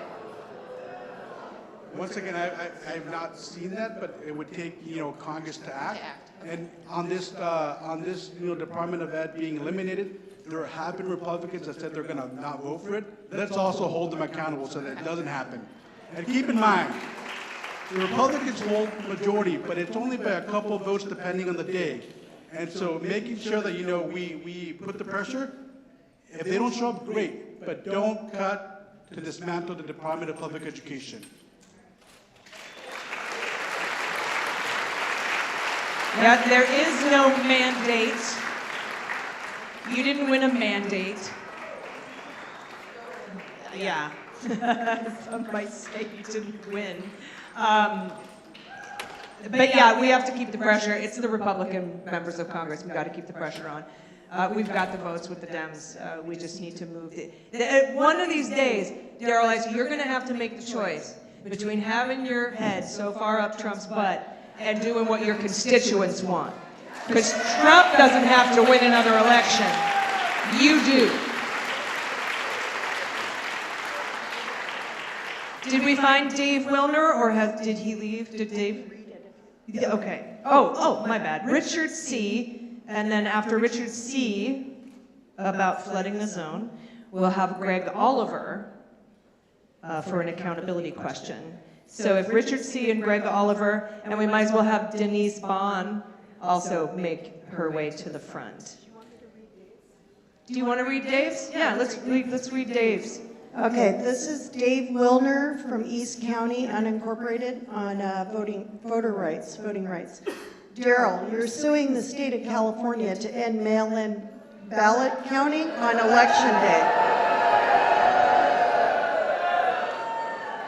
Meaning if a ballot was mailed a day or two before election day, it wouldn't get counted because the post office might not get it to the ballot counters in time. You claim the current rules favor Democrats. So you're for less democracy? Explain yourself.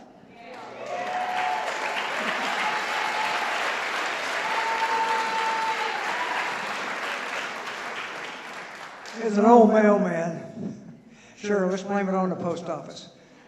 Anyway, I'll just say to you that Trump's, efforts to privatize the Postal Service. So your efforts to have all the votes in by Election Day, and then you want to privatize the Postal Service, which would lead to further delays.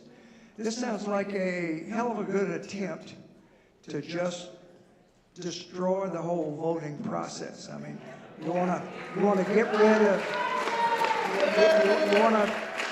you want to control how people vote.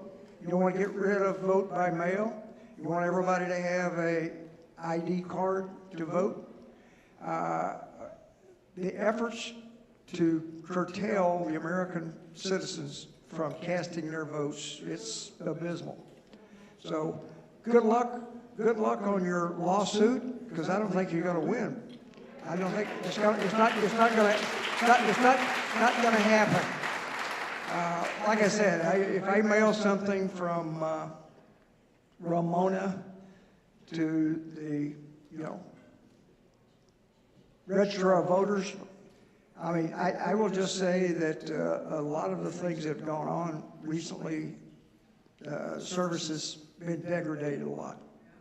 And that's what I was with the letter carriers today. They're concerned about that. The fact that all the changes that are going on, it's impacting their ability to make sure that stuff gets delivered on time. So I'll just say it's wrong. So. What kind of fascist can't even make the trains run on time, bro? It's your one job. Come on. I'm just so grateful that we live in California because our Secretary of State has tried to make voting convenient and accessible for all of us. And we really should be the model for our nation. We really should be talking about this. But it's interesting how when Biden wins, they claim voter fraud, but when Trump wins, they stay silent. Same system, right? hypocrisy. And my favorite is when it's Daryl Ice's ballots were fine, but Trump's weren't. Yeah, okay. It's the same piece of paper. Like, I don't know, I can't put my entire face through my palm enough.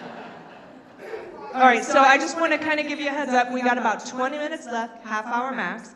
We got a few more questions. And then I am going to ask at the end, I want everyone to stand up and, well, not yet.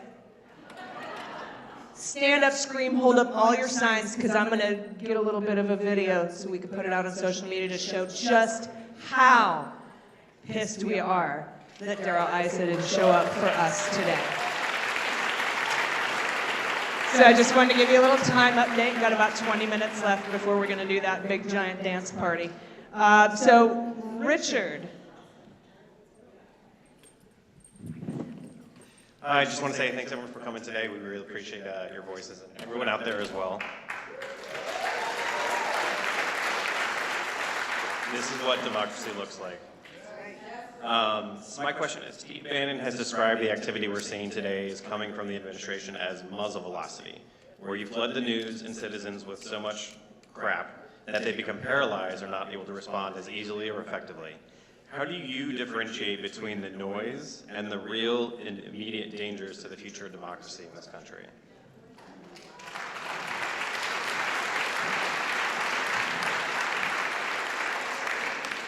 I'll say how I do it. I talk to my neighbors and my family, and that's when I know. That's my true test. It's so important for us to speak up, to write letters to the editor, to change the narrative. So for locally, how I get my news is I join Facebook groups. I'm on social media. Social media has really been an outlet for a lot of misinformation, and so it's a barrage of information, and it's really challenging to overcome. So I feel it's really important for all of us. All of you here, you do your homework, you know the truth. Let's speak up more about it. Let's write letters to the editor. Unfortunately, here in our region, a lot of our true journalism and newspapers have ceased to exist. And so now they have become partisan, and you know, that's not right. So I say we really have a true need for independent journalism. Anybody here, a journalist, writer, raise your hand.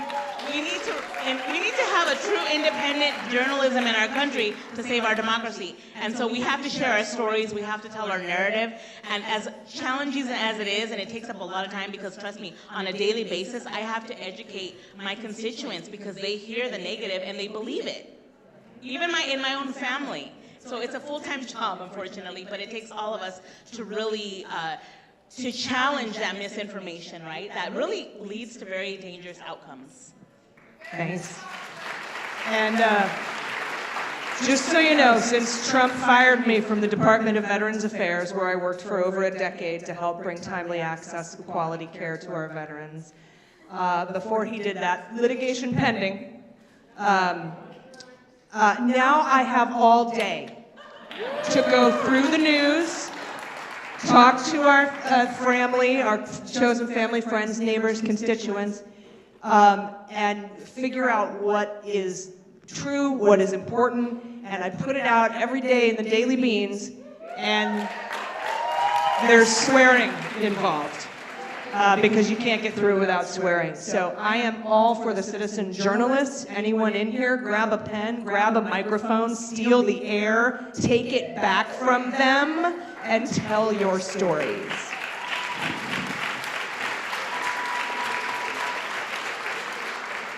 Shortly before the last election, there was a poll that said, "What are you interested in, voters?" And one poll, climate and the environment, was ranked 21 of 22. The only lower item was transgender interests. And our climate and environment are in deep trouble. We truly are in existential crisis, and we're not paying attention. We're just not enough. Thank you. Thanks. Okay, Greg Oliver, are you here? Here he comes. And then Denise Bond. Got you there, great. And then, and I'm sorry, one more thing. Ellen I can't hardly read your right. Montanari, you have a question, you can head to the front too. Hi, my name's Greg. I'm here with We the People from Red, Wine, and Blue. Yes! And we're grateful to the Indivisible people for holding this event and all the folks up on the stage. My question, however, is for Mr. Issa. Why do you, with a net worth of over $400 million, want to continue to do a job that earns $174,000 a year, considering that you no longer want to talk to your constituents and so much that you avoid all town hall meetings for the last 15 years?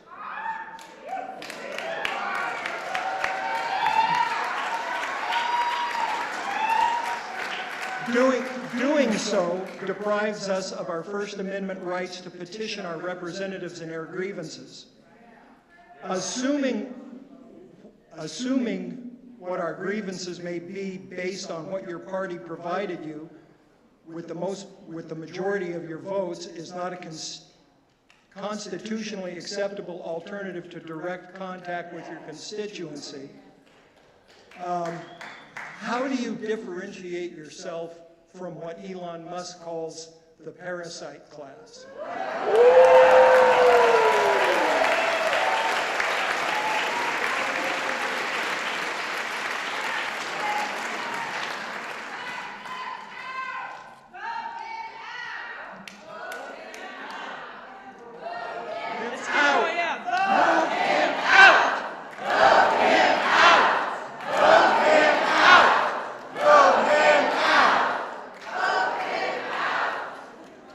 Excellent question, sir.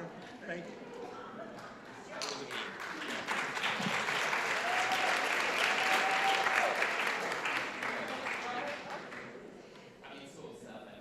Yeah, right, yeah, self-evident. Vote him out, wonderful.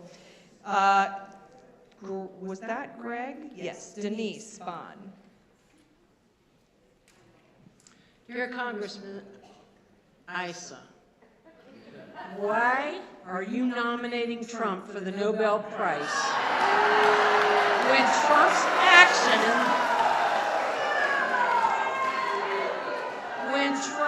actions are in direct conflict with the organization's ideals to support people helping to improve society through knowledge, science, and humanism?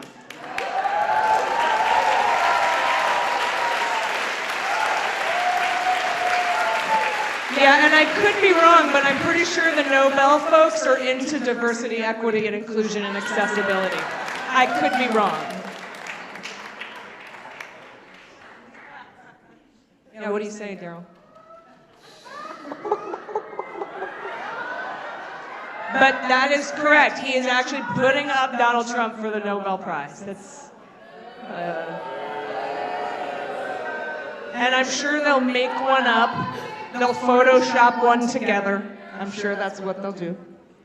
One more question. All right, we're going to do one more, and then we're going to do that big dance party.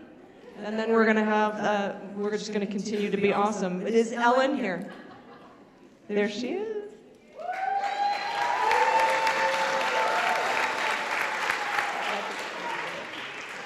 Well, Daryl, I do not have a question for you because I know exactly what you would say to me. So I'm going to ask a question of you, Max. I have a daughter, a trans daughter, who began transitioning less than a year ago. I get phone calls from her in tears. She is very frightened, and I don't know what to say to her. Can you help me?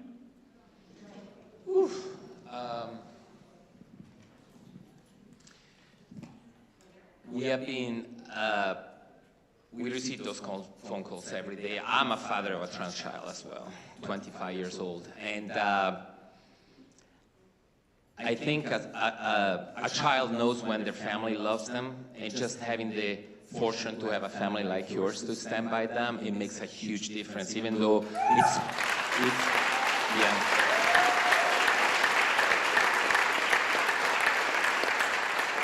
Even though I know you know that, it's painful to watch your own child going through that pain and that fear. But I do believe, without being too cheesy about it, that the support that we can offer our folks, our children today, is what will put a seed for the future so they can build resilience against all this madness around us. Connect them to the local LGBT center. We're there for you. Even if they cannot travel to Oceanside, we'll come everywhere they are. So that's not a problem. But for any of you that is a parent of a sibling or a trans child right now, please, please don't undermine. Even when they look stronger, even when they look fierce, even when there is a lot of pain behind that, because the rhetorics are affecting all of us. Love your kiddos, folks, because in North County, we have a shelter for kids that are rejected by parents just for being LGBT. And that continues to happen even in California, even in North County. So having a parent like yourself, or whoever you are, you can be a teacher. The teacher can be the person that saves that person's life too. Be there with them, because that's what we need. We can't make false promises. It's terrible out there. We can't pretend, don't worry, nothing is gonna happen to you. But they need to know that you had their back. They need to know that using the right pronouns, it is important, folks. It's not a woke statement. It's our identities. So,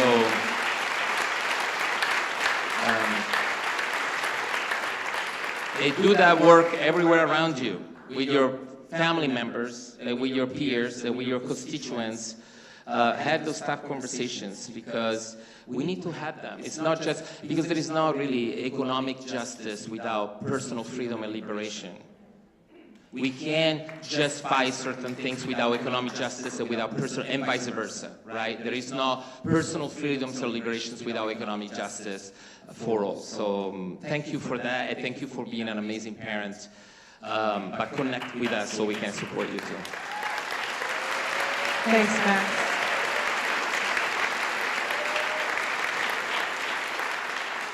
And something else that just brought me a lot of hope for my trans friends was to see Zephyr and her colleague argue in Montana State Legislature, and to have 29 Republican Montanans join with the Democrats to kill anti-trans bills.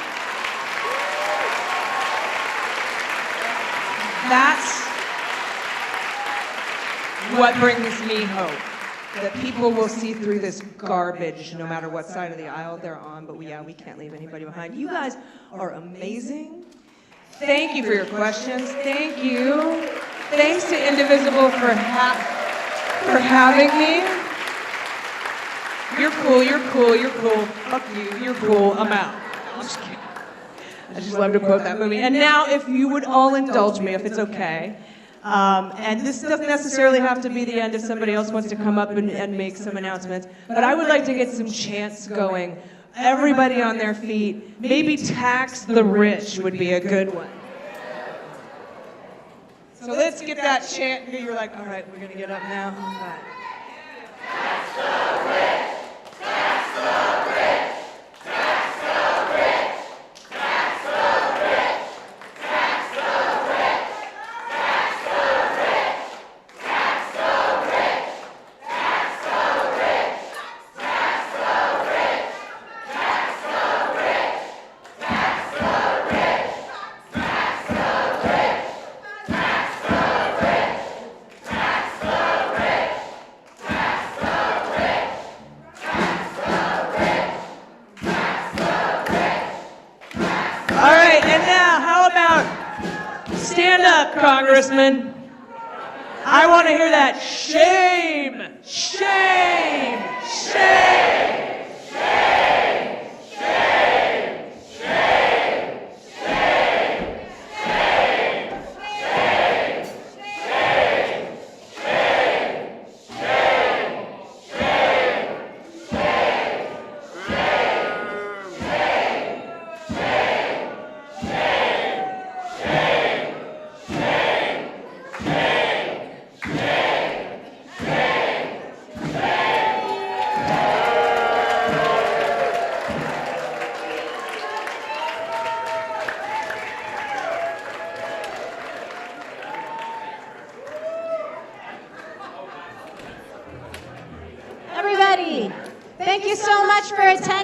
empty chair town hall today.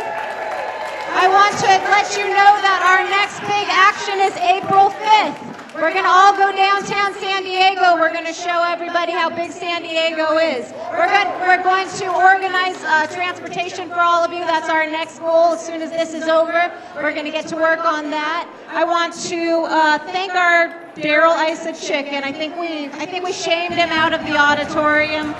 I want to let you know that we raised over $3,000 today in cash from your donations. Thank you so much.